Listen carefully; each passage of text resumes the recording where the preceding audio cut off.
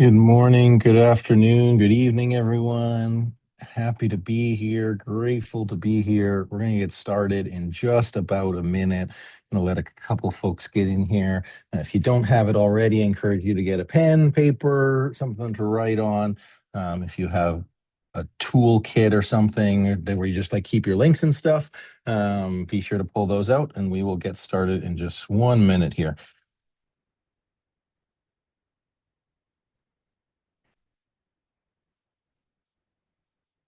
Excellent.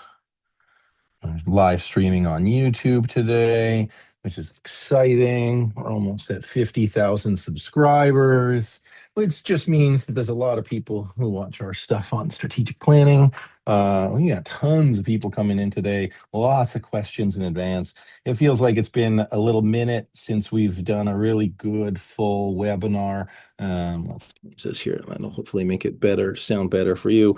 And I'm just so excited to share. I just love this stuff. I love just being able to share and contribute to y'all, and it's fantastic. I just changed the settings, so you should be able to come in and say hi on the chat. So if you want to test the chat, folks, because I know that many of you wanted to be able to ask questions kind of interactively. And I see there's a couple folks still joining. So if you can open up the chat, just make sure that that works for y'all. I will drop some links in there as we get going through the day as well. And just for me also to test the delay. I think we got registrants from like 50 countries today. So just neat to see it. For those of you that don't know me or we haven't interacted before, my name is Anthony Taylor. I'm the CEO at SME Strategy. We've been facilitating strategic planning since 2011. So all we do is strategic planning. All we do is facilitate strategy meetings. Been giving away our best content for free ever since then. Strategy, agendas, toolkits. So like many, if you wanted some like tools, tips, basically, if you Google anything strategic planning related, we're probably going to come up first, even with AI changes and that kind of stuff. All of the AI summaries are filled with stuff from us. So yeah, just grateful to share. I love doing this. For me as an individual, as a human being, it's my opportunity to have impact in the world by helping you all have better organizations. Your people are happier, their families are happier, your communities are better. Especially, now. I mean, it's always hard, but there's so many challenges in the world, and so just an ability to help you have more impact, be more focused, be more engaged, have your people be engaged. Happy to do that. Like I said, I think 150 questions came in advance. There's some stuff around like being a consultant and being a strategy facilitator. I'm not going to explicitly touch on that, but I can't stop you from like using our techniques and tools and that kind of stuff. We're definitely going to cover like strategic planning as a process. And so I'll be sharing, how we do things, how we think of things, how we approach everything that we do. Talk about implementation, some best practices for leading it, for having the conversation, just like general considerations. And then, of course, if there's an opportunity to work together, I'm going to say things that are best practices that I have experienced and lived. Is it the way? There is any way. And so I really just always invite you, hey, take from it, what you will. You think it'll work, great, but I'll share some stuff. I'll say, here's how we do it. You don't have to listen, but it's like our experience having done this for 15 years. And so, yeah, it's just great. So, if you have any other questions, please drop them in the chat. I'm seeing like a flurry of people registering. I think many folks, might not be able to make it today live just because of time zones or whatever, but grateful to have you on here. Near the end of this, depending on how questions go, I did try to get to everybody's questions as best as possible. If I don't in advance, please just let me know. Happy to connect with you. Send me an email. I'll try to cover all of it. But there's lots of cover. It's a whole, body of work. It's been my entire career for 15 years. I love doing it. It's so fun.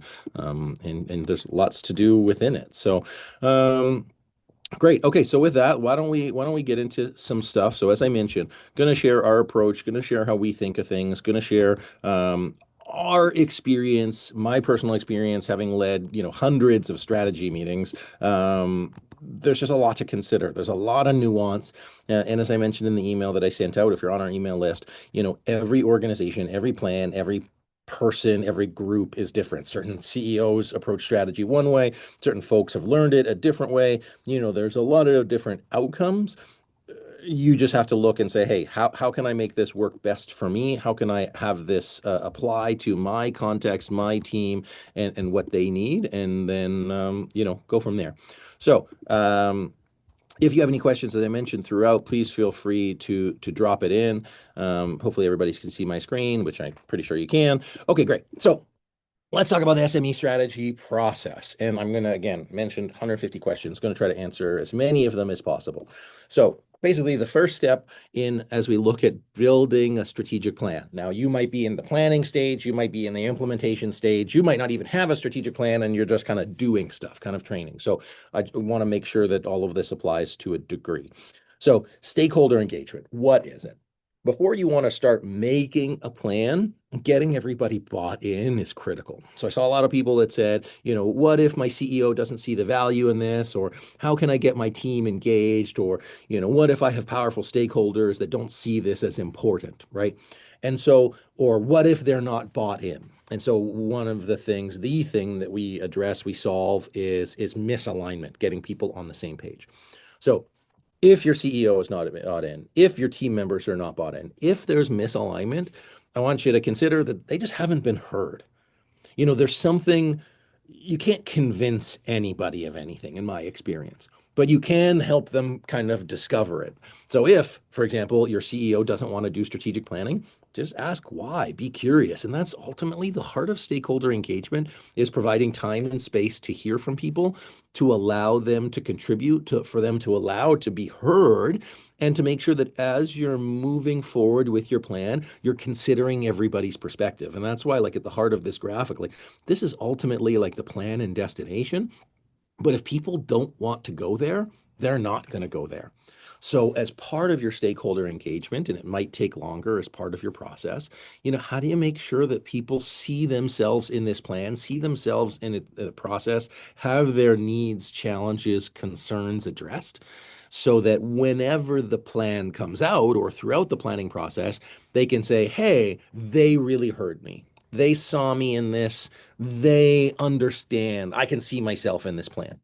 There's stories of groups or individuals that got omitted from stakeholder engagement or that didn't get consulted on a process where they thought they should have. And in principle, they should be very bought in, willing participants. And instead, they become resistors, detractors, etc. So, for another subsection of you folks that had folks that don't buy into the plan when it's done, my invitation to you is say, hey, were they really part of the process to begin with? Did they get the opportunity to contribute? Do they feel like it's their plan or a plan that's being pushed on them? People don't like being told what to do. Do you want to pull them into it? So if you push a plan and say, here's where we're going, in some cases might work. It might work with lower level employees that, they're just taking orders and that's okay with them. But as soon as you get to high impact, like high interest stakeholders, if you don't have that, it's going to be frustrating. And so why we put this at the front of the process is because it'll save you a lot of work downstream. Spend a bit more extra time engaging your stakeholders, making people engaged, bought in, understanding their concerns. And if they have a concern, if they have a need, if they have a challenge, it's real for them. Like it exists in their mentality as real, even if you might not think like, oh yeah, that's just their perspective. It's their perspective.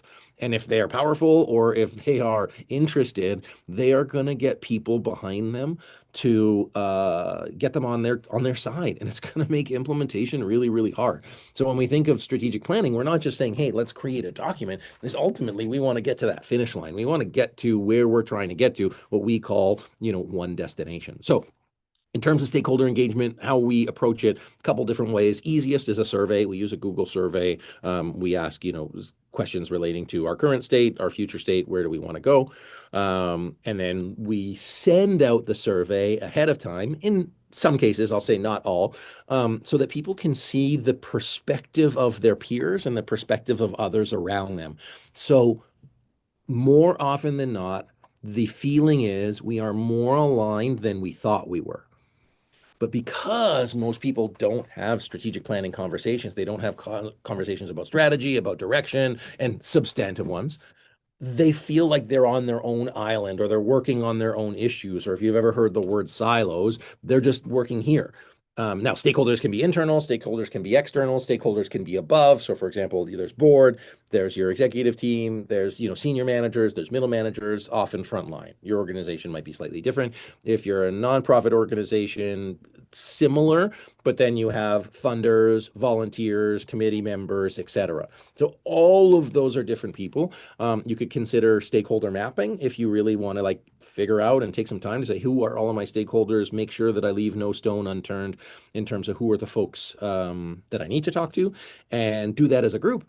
So again, everybody's on the same page. You're not missing anybody. Everybody's bought in. You're clear and good in terms of where you're at, and use all of those things as input to the process. A, you're kind of pre-aligning people. B, you're understanding the needs and concerns and challenges. In fact, doing this webinar, I stakeholder engaged you by just asking a question. What do you want to get out of today? And the better I can do of answering those questions, the more value you're going to get out of this, the more bought in you're going to be. And it's just better process for everybody. And so that's kind of the bulk of stakeholder engagement. I'm curious for those of you on the chat, and I have to figure out how to better watch the YouTube chat here. But any questions about stakeholder engagement, just as a topic, whether that's getting your CEO bought in, whether that's dealing with some folks that might be misaligned or that you think are on the fringe. Oh yeah, so surveys, group sessions.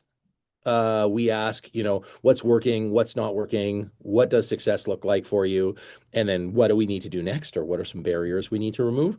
And then you can also do one-on-one interviews. If somebody is very powerful, very interested, very committed to what you're doing, sometimes it makes sense to have a one-on-one with them just to fully make sure that they are bought in, that they are clear, that they are happy, because it can take process time to do that. Also, they will appreciate it. So I just want to check the chat. I'm going to stop screen share for a second so I can check YouTube too. Any questions about stakeholder engagement? I know that there's lots to cover, but I do want to try to give some time and space at the end for questions live coming out of here, and if anything comes up. So let me know if there's anything. What are the most critical parts of stakeholder engagement that matter the most? Doing it, first of all. I think that also, like, there are going to be people who don't, great question. Thank you, Brian. There's going to be folks who don't want to respond, and that's okay. I think sometimes, A, you have to give them the opportunity to do it. B, you also have to give them multiple opportunities to do it. So, for example, when we're doing a large organization transformation, and historically, people haven't necessarily considered or valued the perspectives of the employees, they might be reticent to answer some questions because what are they going to do with it? I don't believe them. I'm not going to participate. I'm going to sit on the sidelines. I'm going to wait and see. And so you might have to say, okay, we're going to do employee engagement in January, and we're going to see what we get. And then we're going to do it in March or April. And then we're going to do it again in September. And you tell people it's going to come. And then when you do it, they say, oh, they're really committed to this. They're actually doing it. They really want to hear from us. This thing isn't going away. So let's make sure that we contribute. And that's part of, like, you've ever heard building a guiding coalition, like getting people engaged and bought in, like that's part of it. And so, doing it is critical. Debriefing with it, kind of when we do strategic planning, we'll talk about it, but there's the stakeholder engagement, there's the strategic planning, there's the implementation, there's a subsection right after planning before implementation where you want to re-engage your stakeholders, where you want to re-talk to them, where you want to just say, hey, are we on the same page? Did we get what you needed? Do you have any questions? Here's what we heard. Did we miss anything? Did we hear you properly? Did we interpret this right? Just test assumptions, clarify, be curious. It's engaging and pulling from them. They already know how you feel. The purpose is for you to hear how they feel and to not justify your own answers or existence or reasoning. Okay, just shut up and listen. And if you do that and you do it consistently enough and you do it honestly enough without like a hidden agenda, without punishment, without anything else, you are going to be successful in terms of engaging your stakeholders, and moving it forward. And yes, MOBA, and hopefully I pronounced that properly, identifying the right stakeholders is critical. Like, you need to know who they are. There is a stakeholder map that we use. Again, power, influence. I just updated the header on the blog. So if you go to our popular resources, there's a stakeholder engagement guide. And then you can look at that and say, okay, cool. Like, where do I slot these groups? When I'm going to just, everything we do is when we do strategic planning. So I'm not going to say that anymore because I find myself saying it a lot. Is some mission-based organizations that rely on stakeholder engagement may not be able to do all of the stakeholder engagement that they want. So you do have to prioritize who you engage with. So more power, more interest are typically the ones that we recommend. Who are your tight stakeholders? That said, there might be some low power stakeholders that have a lot of influence, and if you ignore them, they're going to be pissed off. And so really map out, make sure that if you can't get to them, you have a plan to get to them. You do it in sequence, you engage them in some part of the process, because as that adage goes, you want to go fast alone or far together. Like, you have to go far and fast with folks. And so if you don't do that, your plan's going to fail. So all of this stuff is to help make sure that your plan can move from ideation to implementation and getting everybody on board. There will be a point in your planning process where people do not want to go where you're going, and that's okay. But you have to at least provide them arguably any and all opportunities to do so, to share what they need and make sure that they're bought into what they're doing. Okay, I got time for one more question, and I'm going to segue into the next part of our program. I don't know what we want to call this, in terms of the strategic planning session. And now, I've done webinars on this. Our most popular one on the internet is the strategic planning steps in 15 minutes. And it's got 1.6 million views. So I want to put that in there. It's from 8 years ago. And we've adapted and changed our process a bunch since then, but the essence is all the same. I got a lot of questions about tools, templates, approaches. So SWOT, SOAR, PESTLE, Porter's Five Forces, business model, Canvas, that kind of stuff. All of those are just strategic planning tools and thinking processes, and they can be applied in different times and uses. So it's just a tool. Like in the kitchen, you have a spatula, you have a knife, you have a cutting board. They all have different purposes. You could also think of them as ingredients to a good, robust strategic planning process. In 2025, when this is being recorded, there's a lot of change in a lot of industries, and there's a lot of disruption. And so you might find something like Porter's Five Forces, something like a business model canvas, something like SOAR to help guide conversations for your team. I will share what we use, what we have found works, and we're continuously evolving. In 24, 25, we more frequently did scenario planning as a tool to create strategic plans because of the uncertainty, because of the dynamicism in the markets, that we can't rely on only one thing. Okay. So stakeholder engagement, then, strategic planning process. We have, again, on our website, if you go to those resources, strategic planning agenda, and it'll give you our core agenda. I know a couple people asked about it, but this is the framework that we use for a 2-day agenda. Okay. We found that you can't do a full strategic plan in less than 2 days, even with the pre-work. So you guys asked about pre-work. We do surveys and interviews as a service provider.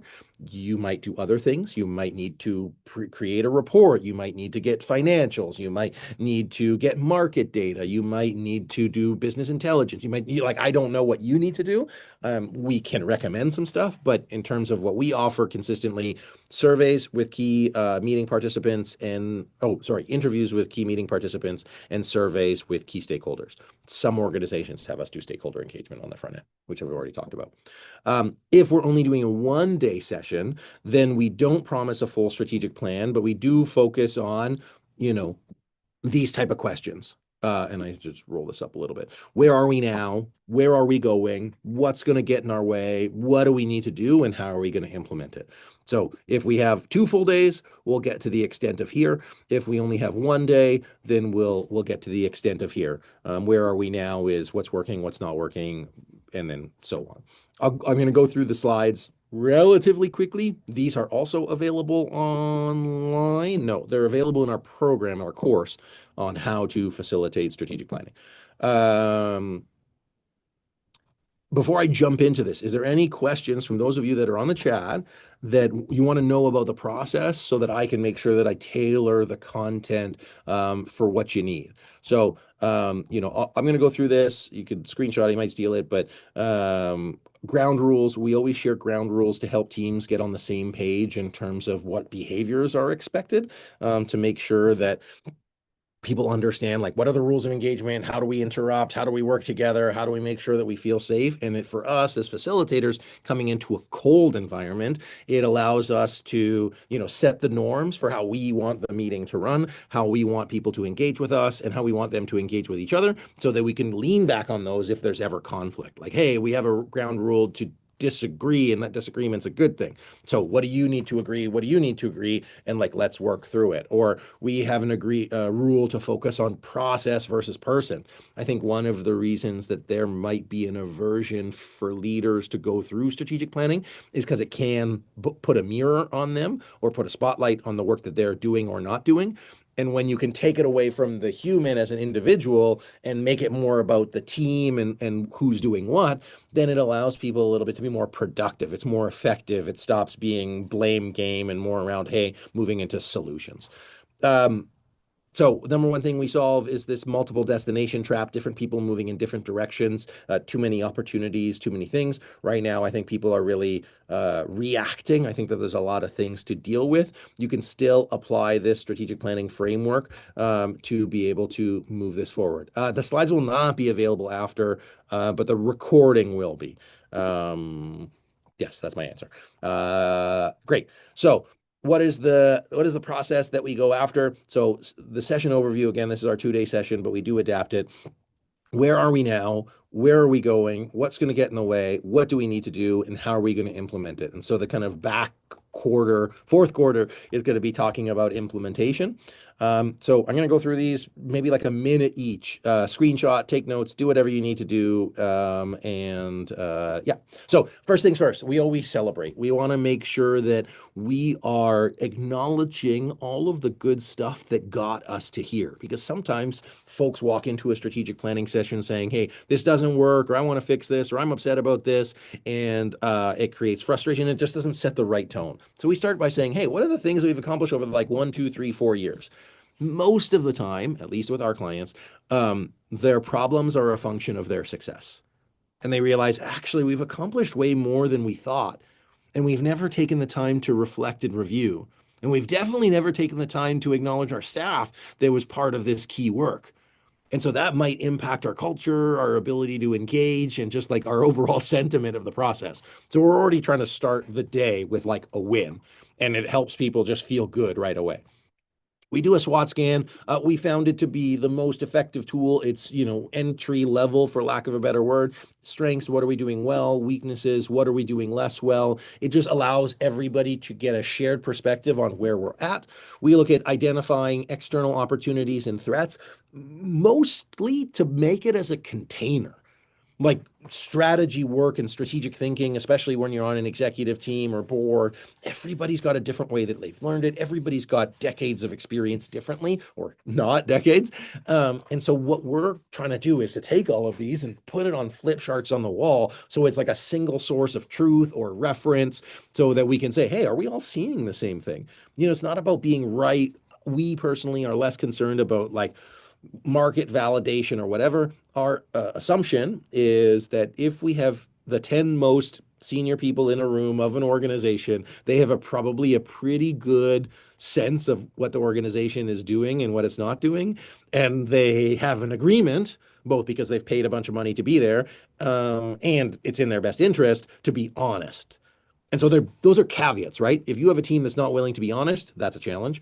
If you have a team who doesn't know what's going on with the organization, then you need to make sure that maybe there's a bit more kind of onboarding on the front end.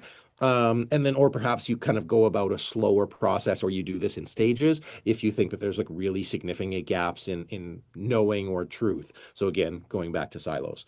Again, at the risk of being redundant, if you have questions about any of this, drop it in the chat. I will try to answer it proactively.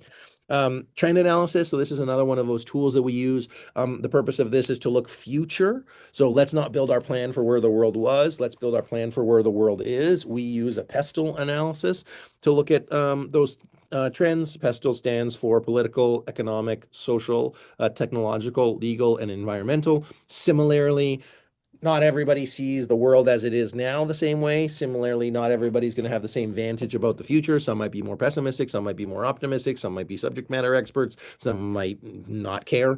And so by looking at this, we're just at least starting to have that strategic long-term thinking to put people into future state versus current state.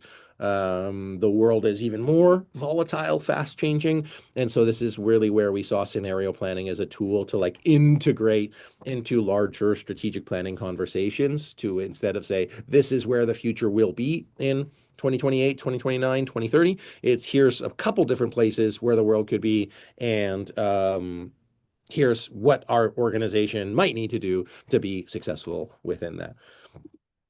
One more slide, and then I'm just going to do a quick check-in with y'all. So we have our current state, celebrate, SWOT, PESTLE, and then our future state. Where are we going? And then if you're doing just like a short strategy session, this is one of the key questions. Going back to our format, it's akin to vision. We're not thinking about a vision statement. We're really thinking, if success was a place, how would we know if we got there? What does good look like? For those of you that wanted a bit more kind of facilitator tools, when we facilitate it, we say, imagine you took a time machine, imagine you got to that place and you were describing it in vivid detail. What does it look like? How do we know if we're there? Your stakeholder might have a different vision, your staff might have a different vision, your board might have a different vision, putting that all in place and helping people say, hey, what does good look like? Where are we going? Are we all going to the same place? We're not going to agree on everything. That's why we don't call it our agreement program. It's our alignment program. But where can we align on this is what we want? This is what good looks like. Here's the top 1, 2, 3 things that we're trying to accomplish. Usually it's a list. Usually it's a pretty good picture. Yeah, inspired by shout out Cameron Herold. Vivid Vision was a book that I read 10, 15 years ago, and inspired by that because I found it just a really powerful tool. But strategists and leaders have been effectively using many of the same things for a very long time to kind of support execution, support moving forward. I'm just looking at who's in the room. So hi, everybody. I just want to check in. Are you guys getting value out of this? Is this helping? Is this what you were hoping for? Some of you are just like waiting for the implementation pieces. But I really want to say like the more effectively you can set up your plan, the easier the implementation is. So some folks like take shortcuts. They're like, we don't need a vision statement or we have a vision statement. It's like, well, yeah, but is it really what people are bought into? For those of you that have had resistance from stakeholders, you're just not in alignment in terms of where you're going, or there's a gap there and you can't skip it. If you skip it now, it's going to make problems later and you're never going to come back. And so like, don't skip steps. Slow is fast, as I'm trying to teach my little toddler here. Yeah, so like setting up the steps, setting up the process to help make sure everybody is working on the same picture. And then as you cascade it down, you have to say, hey, like, where are we going? Do you want to go there? What's in it for you? If you don't want to go there, why? What is the resistance? And the resistance is often either unknowing, not understanding, or not seeing, as in not understanding the path or how it got there. So as you're looking at getting buy-in proactively or reactively, you have to show your work. You have to like walk through all of this stuff for people to understand it.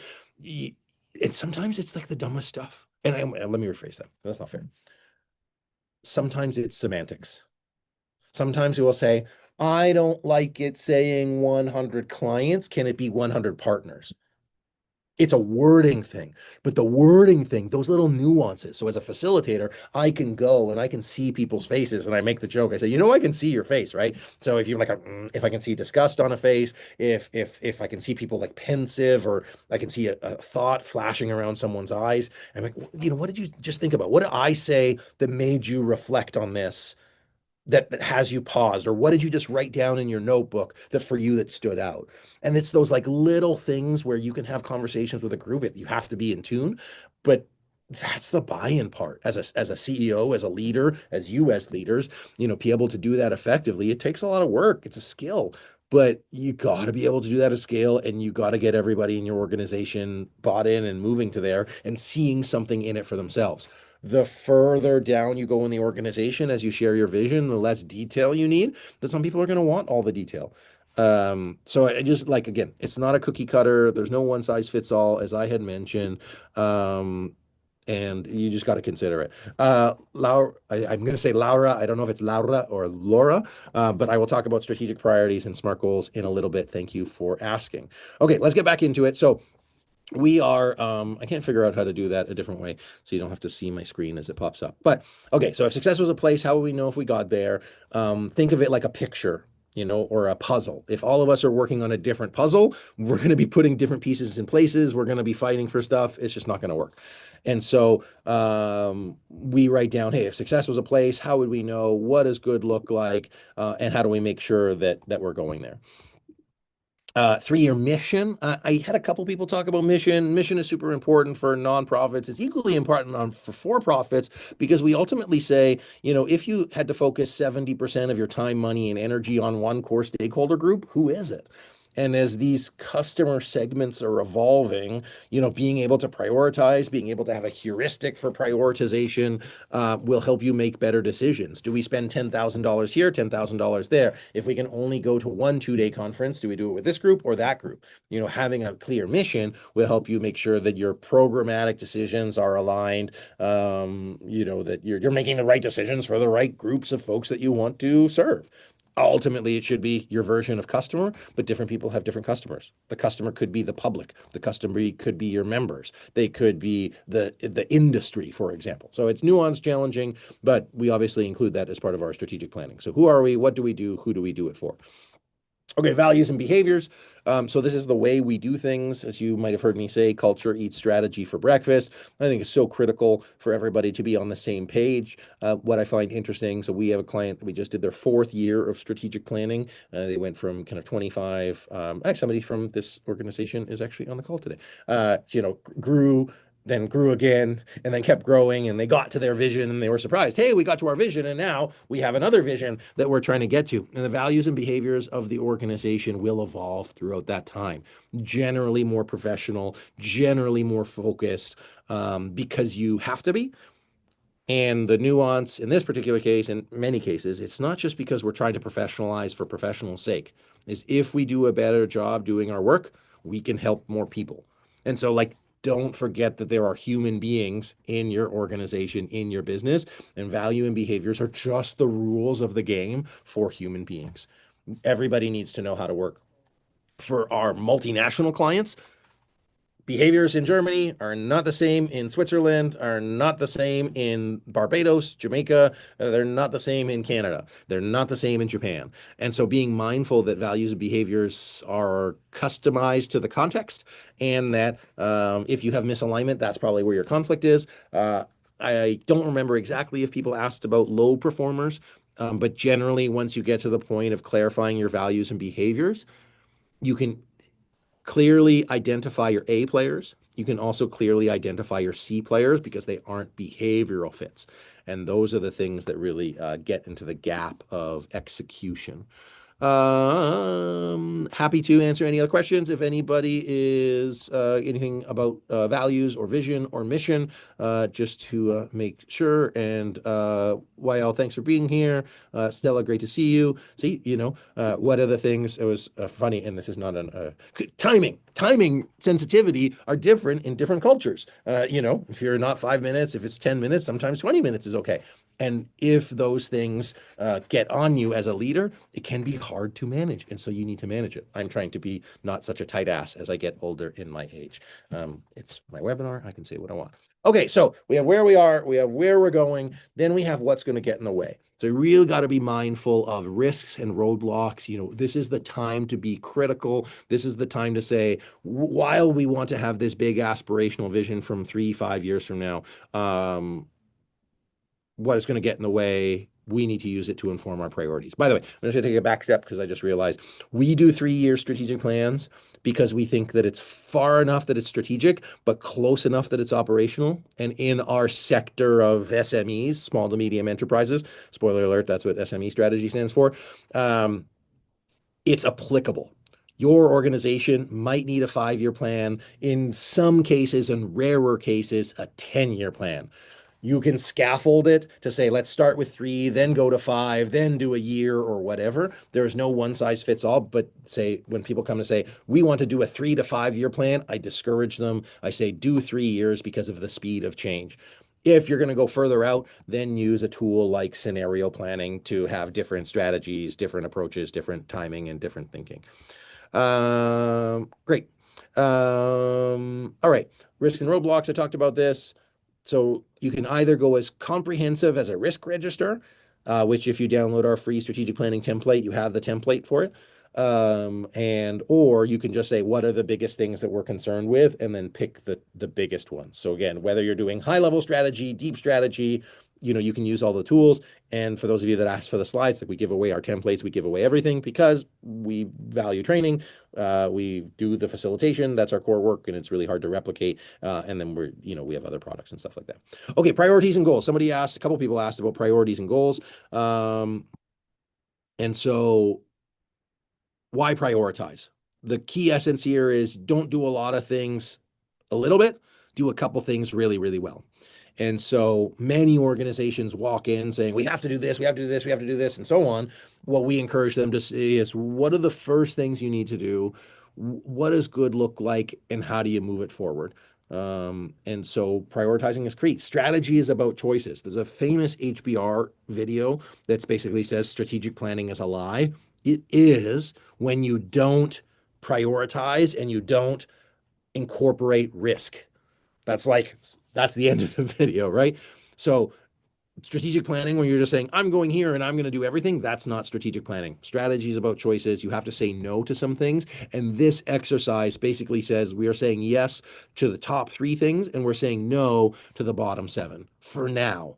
Once you accomplish them, you can move on. The challenge as you lead this and as you work with teams is different people have different priorities, and different people will name the same things different or different things the same. And so you need to be able to parse and sort and really get clear on what is it that we absolutely need to work on right now, informed by the risks and roadblocks that we talked about earlier. So it's not just arbitrarily, here's the top 3 that we want to work on, here's the top 3 that we need to work on because it will mitigate the risk, which is the biggest thing that's getting in the way of our vision. I know that was complex and wordy. Questions about that? How to prioritize in of itself? Usually we just say, what is everybody's top 3? Which ones came up most frequently? But what we do when we do a full risk register is we prioritize the risks. So we have our risk register, 40 different things that are going to get in the way. We prioritize that to our top 20 based on impact and likelihood.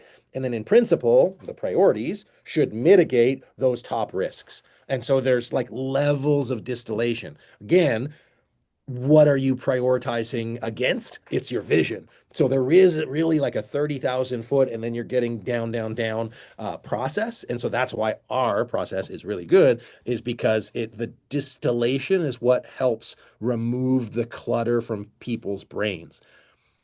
My colleague Jenna wrote a fantastic article about why you shouldn't let AI write your strategic plan. And the essence of it is because there's no alignment. The information might be correct, but you're missing the alignment. You're missing the human element. You're missing the buy-in. You're missing the why. And so if you don't actually make time for the conversation to get the alignment, to work through the breakdowns, you're sometimes causing more problems. Okay, again, questions, anybody? You guys, again, just quick check-in, having a good time, enjoying it. I'll keep going while you're typing. Prioritization. So what are some ideas of priorities? Building organizational capacity, supporting public perception and advocacy, revenue stability, revenue growth.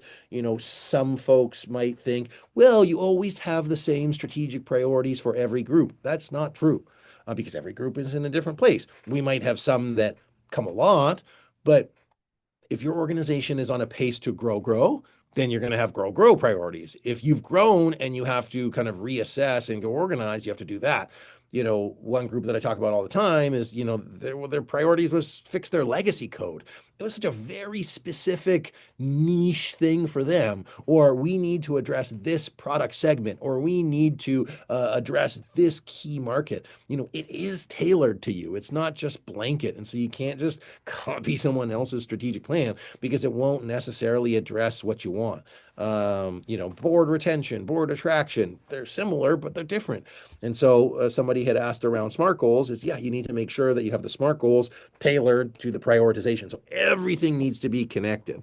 Um, as you go through this, because I've seen it, if you have vision, mission, values, strategic risks, strategic priorities, goals, and actions, the actions will help you accomplish the goals. The goals will help you accomplish the strategic priorities. We're not there yet. The strategic priorities will help you mitigate the risk. And the risk mitigation will support you in accomplishing your mission and helping you accomplish your vision.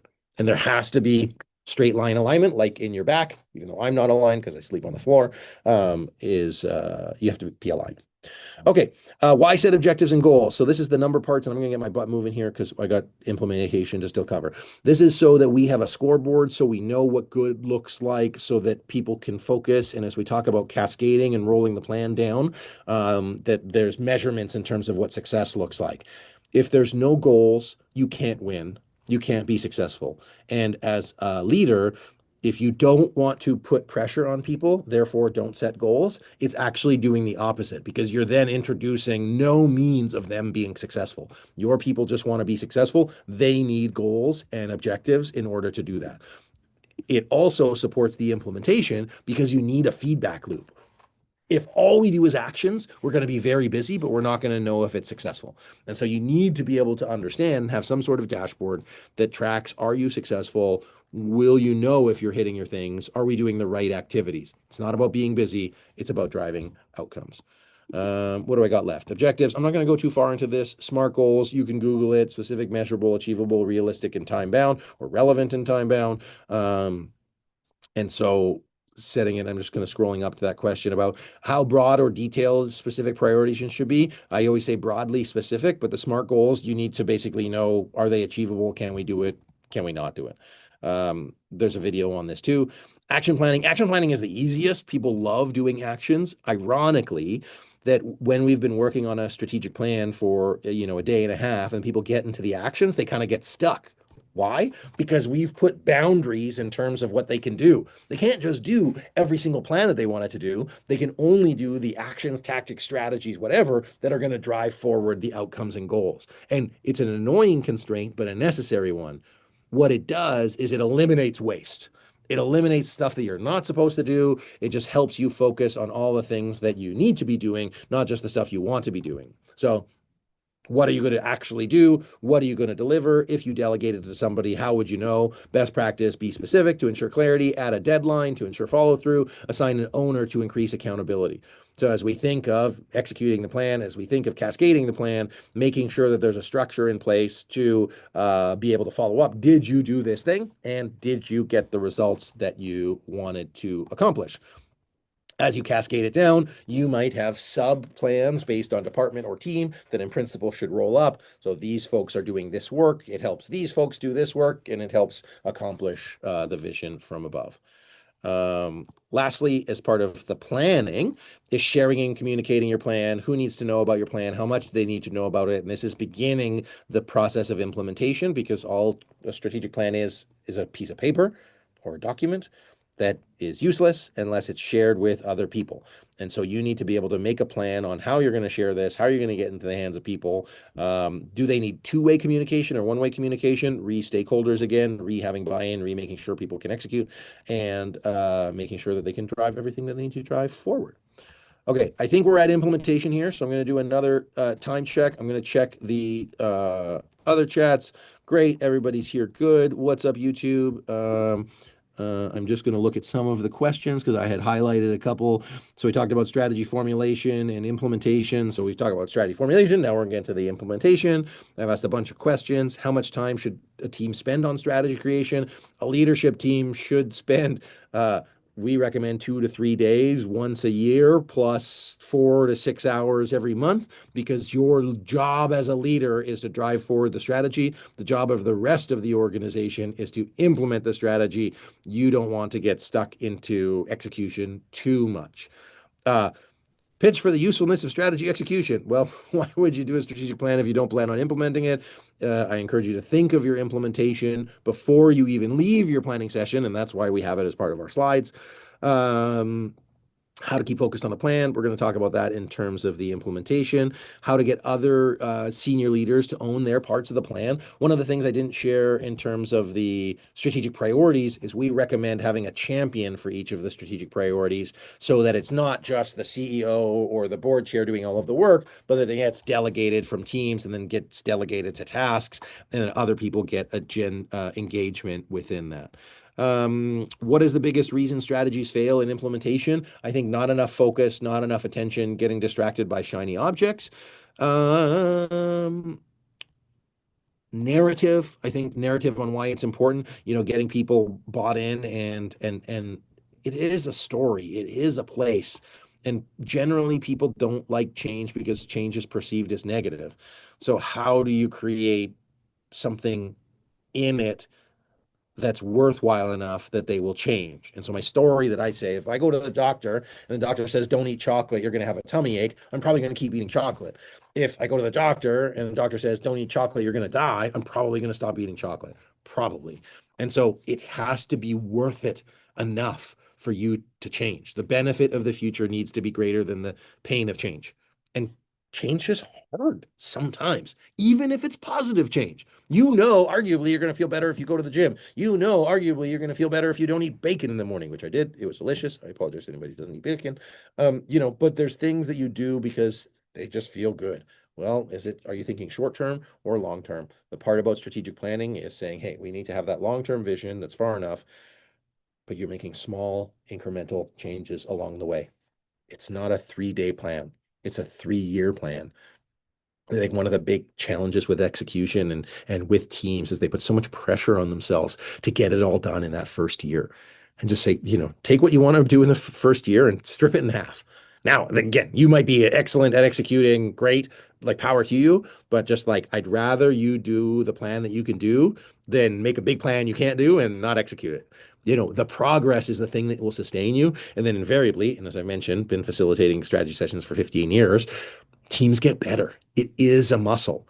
So, one group that might have slogged through goals and objectives the first year, at year 3, they're flying because they have the language. They've talked about it. They know the trade-offs. They've worked through everything. It's a muscle. It takes time, and it takes time to do as a group. And just because you were good at it one place does not mean your group is going to be good at it. And so yeah, it's work. It's work. Okay, how do I balance director-driven vision with input from managers during planning? Okay, talk about stakeholder engagement earlier. So the director's job is to set the vision. That's their job. The manager's job is as a key stakeholder who sees a lot. What we find with strategic planning sessions that have 2 groups in them is that they have 2 realities. So if you have a leadership group or director group and you have a manager group here, they don't have the same day to day. Therefore, they can't create strategy effectively together because they have 2 different realities. So what you need to do is help them see each other's realities before you can align them. And so a good leader will listen to its subordinates, their subordinates, and then be curious. A good subordinate will listen to their leader and follow them where appropriate, but the challenge is the alignment in terms of perspective. Again, it's why a strategic plan can't be created in a vacuum or by technology, because you need the human beings and their reality. And there's a lot of really good stuff. That's why we, as facilitators, make sure that one of our ground rules is hear from everybody, because there's some people who might not say a lot, but when they say something, it's like, whoa, profound and on point, and it's just so critical. Make sure you hear from the smart people in your organization. That's why they're them. Key performance indicators akin to SMART goals and objectives. When the organization ends to be a delusional organization, if you're in a delusional organization, either fix the leader or leave. There's nothing, and there's nothing you can do. Like leaders, there's just some bad leaders that get put in a position of power, and it sucks. And there's no solution. It's just no workability. Yeah, that's a tough place to be, and I feel for you. Even with a facilitator, we can lead a strategic plan, we can have an executive team that's on board, but if the CEO doesn't see that vision, doesn't move forward, it doesn't move. Okay, I want to make sure I get time for implementation. I'm going to stick around, but you guys have probably work to do. So, uh, you guys having a good time learning stuff, enjoying it? Is it easy to understand? If there's anything that you want more for me to cover for future webinars, please let me know. As a side note, I live in BC with all the travel challenges. We've been traveling less. I've personally been traveling less. I have two young kids at home, traveling less. So we're going to do more stuff local, but we do offer virtual. We do have facilitators. I travel still internationally for facilitation. We have a facilitator in the US, and we can do all the work. And then, bullish on Africa generally, expanding to Europe 2026. So if you want to talk more about strategic planning, please let us know. Okay, 3 pillars for strategy implementation. I add this because it's really just kind of a contextual thinking thing. So one is like strategy and critical thinking. That's like the big picture. That's like looking at the market. That's, moving things around and understanding it. The leadership is the people component, the like connecting with human beings, the driving them forward, the getting them buy-in. But there's like operations, systems, and processes. This is like your meetings. This is the boring stuff. This is like the racy matrices, and this is the communication templates, and this is your dashboard, and this is prioritization of tasks. A lot of our implementation program, which we have, multi-year programs to support teams, we teach folks in all of these because you do need to be strategic, you do need to be systematic, you do need to be able to like work with humans and communicate, etc. But you also need to be able to put like the foundational stuff in place in a business to make it work, or nonprofit. So business, nonprofit, same. So critical capacities, I talked about these ad nauseum, I think, but getting people on the same page, making sure they understand how to drive the strategy forward, make sure information is flowing up, down, and across, make sure that you're tracking and monitoring the plan, make sure that you have values, behavior, and culture that sustains the vision that you want, and then driving forward change and basically repeating it. So this is SME Strategies model backed by management science in terms of how to move it forward. What I want you to think about is you're doing 2 to 3 days of strategic planning many of the time, much of the time. Some one day is not enough to do a full strategic plan. It's better than nothing.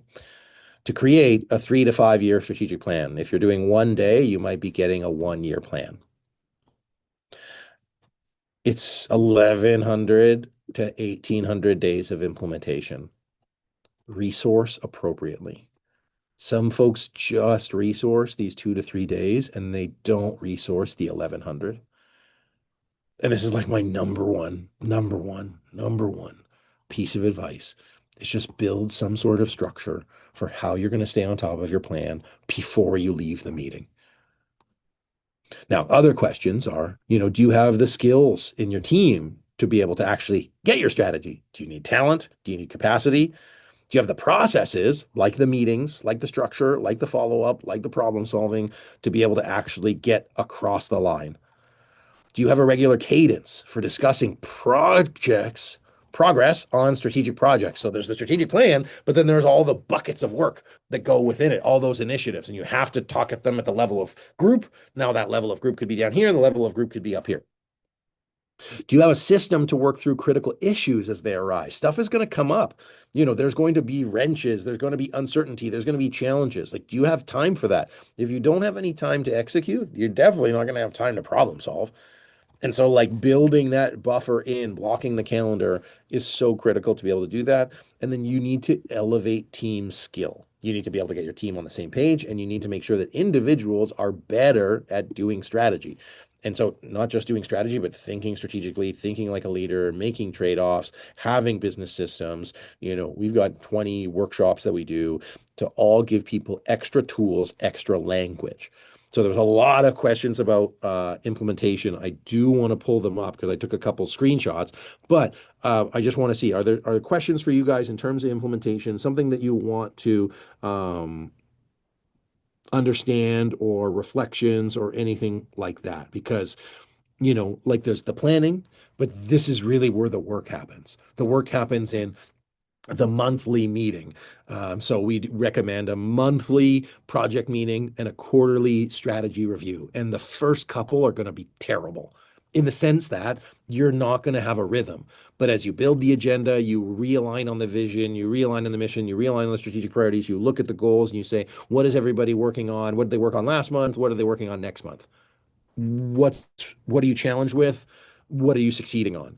And hear it from everybody so that you can get in advance of gaps early. If you're trying to move fast, you might have to do it every 2 weeks to be able to move your plan forward. Um, Sorry, Babs, just looking, you had two failed strategic planning sessions. How do we get buy-in and try to do this again? I'd be curious about what failed about it.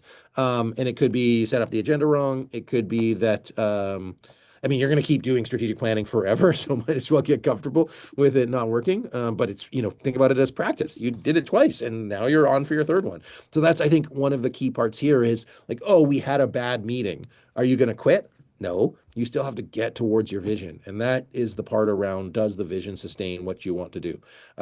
I'm sharing this because it's a slide. I'm not sharing it to sell you. This is how we do our implementation. You can't even buy this unless you work with us, so don't worry about it. But we do monthly project calls.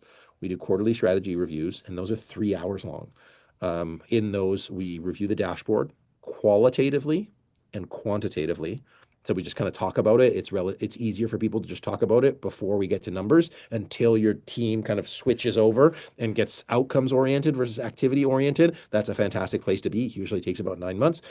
We have our leadership development workshops where we talk about capacity, skill building. That's where we do like communication planning, RACI matrices, prioritization of projects, anything else. Problem solving or team alignment. So if there's ever friction about a thing, just take 90 minutes to work through it, and then we deliver coaching. That's that. Okay, great. So I want to go back to this here. So I do want to offer some time to answer questions. I know we got basically 5 minutes here. Folks wanted to see the process start to finish. So process start to finish, stakeholder engagement. And I know I just kind of trailed off on the implementation piece, but I promise I'll bring it back. Stakeholder engagement, getting everybody that's going to be part of the strategic plan that's critical to it to get their perspectives and put them in one place. Use those perspectives as the strategic planning committee, the folks that are driving forward strategy, to use those as inputs and then have conversations to build a plan and get aligned. And then implement that plan. And that means keep your team on the same page, make sure that everybody understands what they're supposed to be doing, what it's going to take to get from that current state to that future state, because you're not there now. There's going to be some gaps. Making sure that you're communicating progress, challenges, needs. You're going to need to retool your organization. This tracking and monitoring reporting, that's just to say, hey, if we've got a 3-year plan, we've got 12 check-ins to see if we're on track with this thing. If you're doing it every 3 months, like you need to be able to adjust quarterly at a minimum, but that's why we say monthly adjustments, quarterly bigger adjustments, monthly small adjustments. If you leave it and you say, okay, we're going to do strategic planning once a year, the likelihood you're going to go off track is so much greater. The likelihood you're going to come misaligned is so much greater. And there's no way, I would say, that you're sufficiently communicating the needs, challenges, and requirements. It's communication is the glue of your strategic plan. Then you have the values, behavior, cultural change. Within that, there's like tons of decisions to make around people. They're hard decisions often. And it's kind of like peeling back the layer of an onion. Like you do the some stuff in that first year and you're really happy about it, but then like you have more tougher stuff to do in year 2 and sometimes even harder stuff to do in year 3. But if you stick with it, man, like you can see your organization like get to a whole new place. And that's the awesome part about this. Rarely is it about like, hey, let's just make more money. It's about, hey, let's have more impact. Let's build a better organization. Let's help more people. Let's do that stuff. And if you stick to strategic planning well, like you will get there. And that's like the leadership. That's like driving forward to that new place and having people see the benefit of the future, even though there are hard parts about it, even though there's going to be stuff to do. It is work. But if you structure it, it becomes less burdensome because you've become better at doing it. Okay. Thank you, everybody. We got basically 2 minutes left. I'm happy to stick around. I just want to answer some questions. How do you Joan looks like she's gone. How do you mitigate the risk to effective implementation resulting in turnover in heads of department in the context of a public sector? I think that's just kind of par for the course. If you're in an organization that's having turnover, you just need to try to build layers of stickiness within your plan, and try to build it so it can't be undone. It's kind of a tough go, but just continuously re-onboarding. I find with boards that have turnover, adjusting your term limits so there's overlap. I think that helps. But that's a key thing. Right metrics, absolutely. You got to have the right metrics. At the risk of asking a cheeky question, what's the investment range for a small to medium-sized organization, for profit or not for profit, to engage your team for the entire process of all the elements that you mentioned? How long of a process does it usually take to do all of that? Thanks for considering. All of our prices are online. It takes about 3 to 4 weeks of prep. Depending on if you're doing it virtual, 2 to 3 days. You get post calls on the back end. If you're doing stakeholder engagement, add a bit on the front. If you're doing implementation, add a bunch on the back. It ranges. Our 2-day alignment program in the US is 17,500 if there's travel, 13,500 if there's no travel, which means local to the Pacific Northwest or the Northeast. And then stakeholder engagement is 2,500 per session. And so typically we have 3 to 4 sessions. But for an SME, we have our accountability program plus a 2-day strategy session be what I would recommend. And then that kind of you'd be at around kind of 30K for a year. But 30K for a year for a business that's doing 20, 30, 40 million. If you're on the like 10 million side, I have bad news. It is going to be the most valuable and least impactful strategic planning session that you will have, only because you are small enough that you can't get those like huge gains. So if you're a $100 million organization, like a lot of my clients are 100, 200, $300 million organizations, and they get tons of value. We're cheap. If you're an SME and I started off writing business plans and marketing plans, it's expensive, but you're still going to get so much out of it because you're going to get 10, 20% more out of every human being in your organization. And that's going to make a big difference. Okay. So it is 10 o'clock Pacific time, 1 o'clock Eastern, 7 o'clock in Europe and wherever else you might be. Shout out Africa. If you guys are still here, I think you're also on that dinner time cadence. I'm just so grateful you're here. I'm going to stick around. I'm happy to answer questions. If there's people here, I will stay here. But I just want to thank you for being here. Thanks for being on the list. Thanks for connecting with me. If you haven't yet, and then go to SME Strategy for more. I do it for you guys, truly. It's hard, but I love it, man. And it's a privilege. Thank you. Okay, I'm gonna start crying because I love you guys so much. Okay. Does your organization size directly affect the size of the plan? No, it doesn't. Initially. And I think because you have your strategic plan organizationally, and then it cascades down. So if you're a small organization, it might just live with the leadership team. Typically, the leadership team drives it forward, but then you might have cascading. You might have other folks that need to be part of this and drive it forward. And it looks like I gotta go. Okay, cool. I'm gonna keep answering, but I gotta move rooms because, of course, my room is up. So we're gonna figure this out, and we're gonna do this on the go. You guys are awesome, and I gotta get out of this person's space because I moved it. So now, folks, this is the end of the webinar, and now it's a live stream. Okay, because I thought I had booked this for 90 minutes. The problem with having a co-working space is that it does this. So I'm gonna what I'm gonna do is I'm gonna turn off the stream. And then I'm going to, I will just keep answering questions. Okay. So thank you, everybody. You can stick around. I'm just going to stop the stream for just 1 second. You guys give me 1 minute. Okay. And I'm just going to move, but I'm still here. Thank you, everybody. I apologize for that.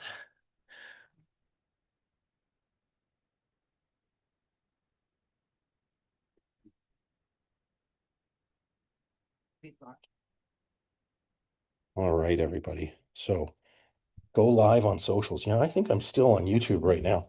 Man, I'll tell you guys. So we're still broadcasting. I can edit this. You're going to see it in the thing.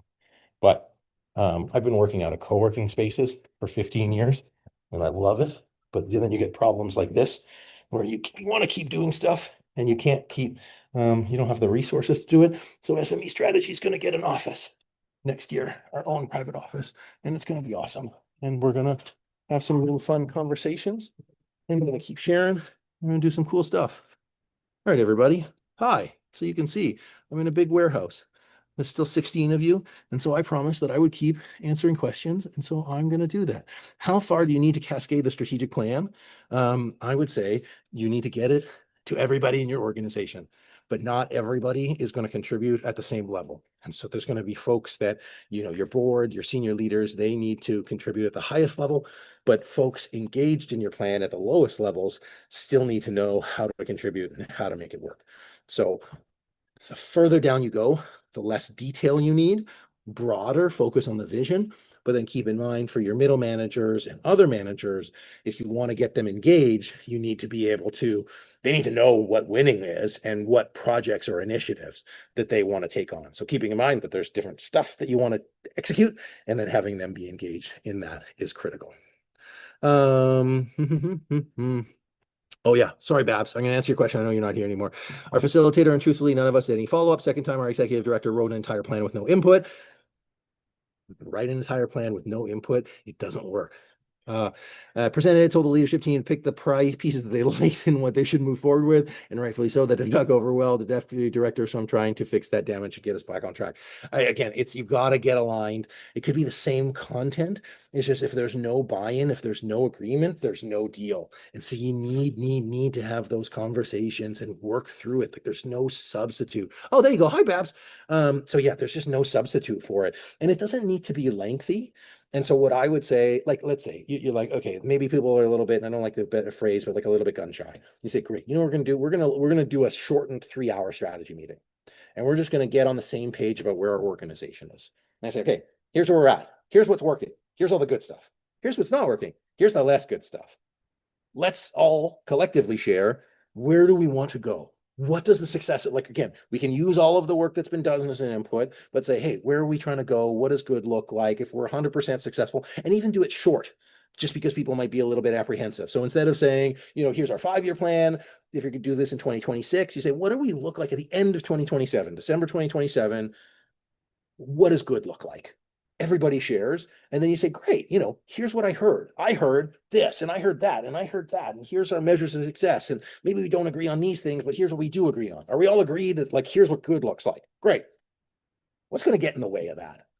Like, what is going to stop us from actually accomplishing that? We don't have enough money. We don't have enough people. There's internal politics. There's changing blah, blah, blahs. Great. Of that list of 10, 15, 20 things, what are the biggest ones? Like, where do we start? What is going to be the most impactful? Okay, great. We took, this. Great. Now let's just solve those 3 problems. What is the next step? Of course, best practice would be like, hey, if we were successful, what would be a numerical measurement or what would be an outcome that we would want to see? But failing that, saying if we're trying to solve X step, what's the next step that we need to take? We need to meet with this person. We need to have this conversation. We need to put this process in place. We just need to have an agenda for the next meeting that we have. It's not rocket surgery. It's just small improvements done consistently. That's all good strategic planning is. The problem is that people get bored. I am a shiny object person, but you can't afford that for your organization. Yeah, I can't remember who I was talking to.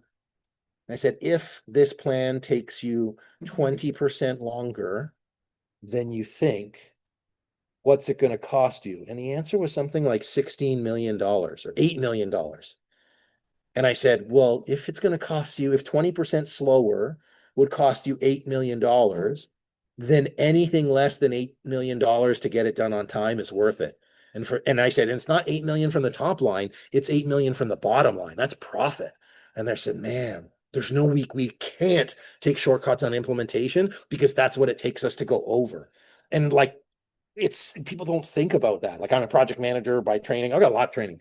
And they don't think about the critical path. They don't think about overages. Like, you think it's okay to be 10 or 20% over, but for $1 million organization, that's 200 grand.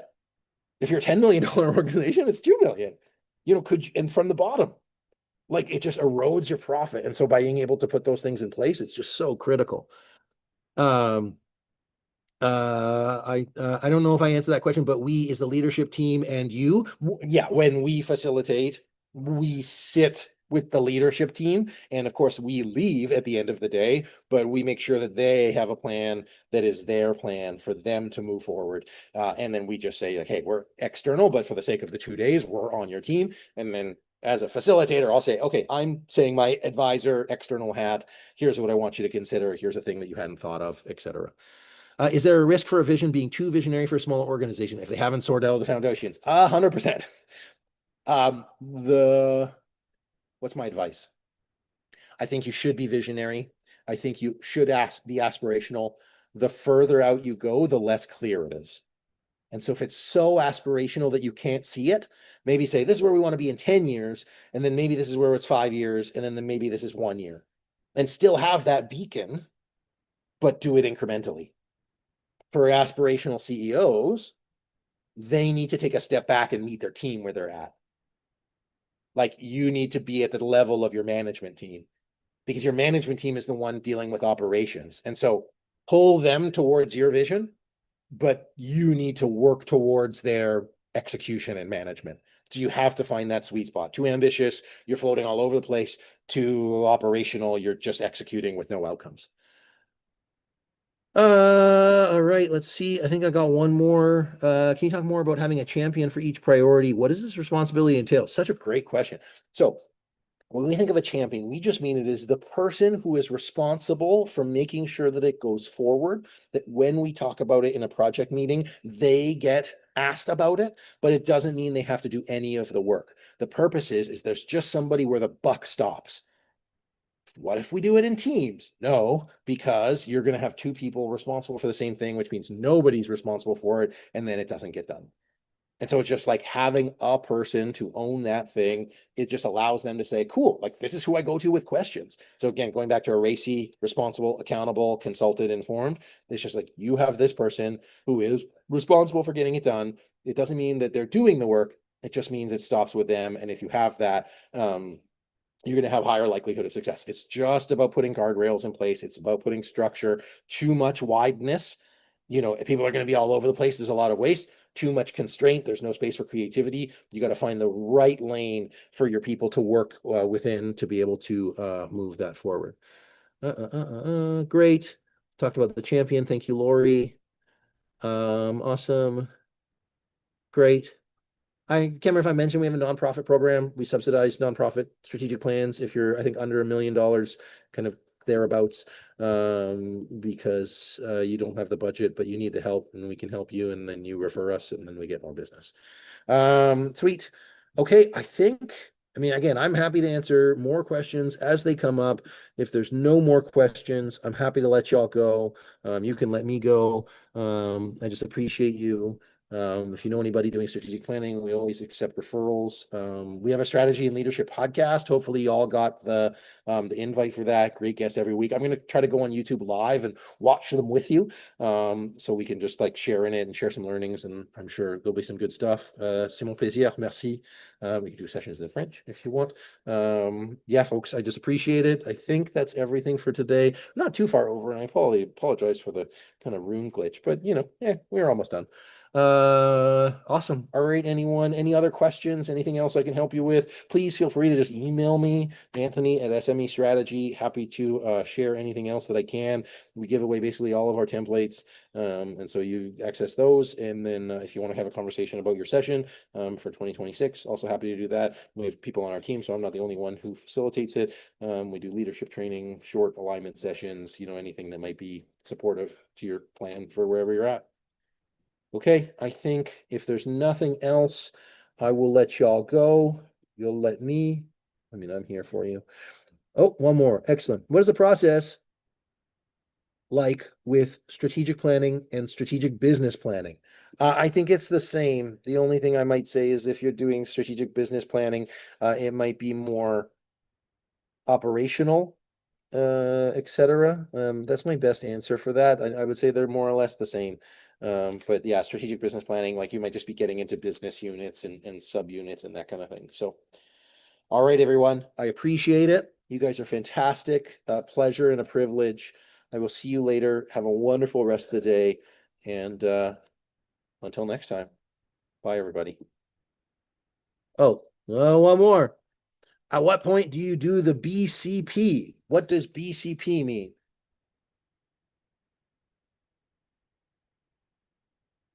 And if you guys got to go, you can go. I don't know what BCP is, and I promised that I would stay till the end. So, business continuity plan. I don't know what that means. So we don't do it. If it's like a succession planning, it might fall within like an HR function. I'm not exactly sure. So yeah, unfortunately, I don't have an answer. If you give me some more information you send me, I can kind of answer that after. I'm not exactly sure what a business continuity plan is because everybody has different language about what different things mean. But in the context of a strategic plan, long-term operational plan, short-term execution, etc. All right, y'all.